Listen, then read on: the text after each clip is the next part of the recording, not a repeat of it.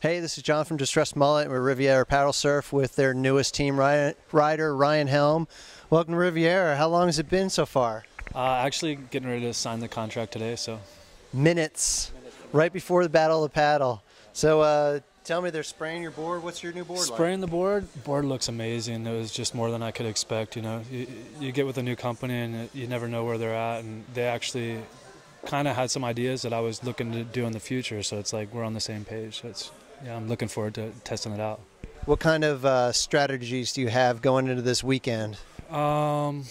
Strategies for this weekend are to stay on my board until you get off. No, I mean, I'm going to be trying to stay in that front pack. I mean, those guys come out so fast, and as long as it seems like if you can keep with that pace for the first lap, then everything slows down. So, you know, keep out there, try to stay with the guys for the first lap, and then just see how things go.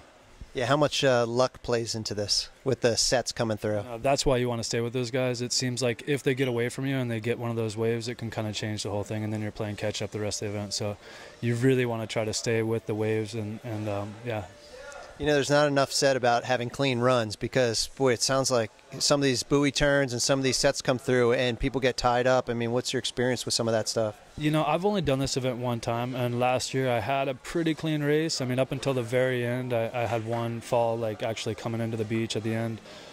But, yeah, no, I've seen some of those things, and I've done some other beach races where the waves come into play, and I mean, timing is everything. If the lead guys, I mean, you can actually spend a lot of energy and get a lead, and then everyone catches you from behind, or you know, it's just one of those races where things can change really fast. So I just work really hard and see what happens. And what about the distance race? Are you doing the distance race on Sunday, and how do you switch gears after having so much amped up adrenaline the day before, and then you get up and? You know, I mean, for me, this race, it is about the first day, so I'm going to give everything I got on the first day. If I have something left, I'll be happy with that. I mean, I want to try to get my result the first day, and then, like I said, we'll just see what I have left for the next day.